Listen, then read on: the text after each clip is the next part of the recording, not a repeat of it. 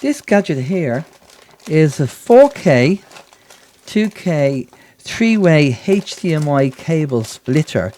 It also does HD 1080p. So you have the user manual there, and you have a remote control to control the switches, and this is the device here. So it's just a simple HDMI switcher. So you could put your TV into this. Obviously this is for power, and then you can plug in your DVD, your Skybox, your PlayStation, and you can remotely switch between the three of them. So a really really good idea if you don't have enough HDMI cables on the back of your TV. And what we have here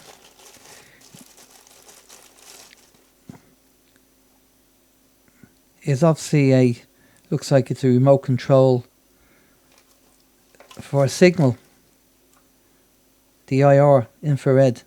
So you plug that into there, and that's your infrared, and then the remote control controls the switch from there, and you have lights on it there. There's green lights on it there, and you can manually select it as well as through the remote control. So a good idea if you have very few HDMI ports on your TV and you want to extend it for all the other devices that you want to plug in. And as I said, you get the user manual as well with that.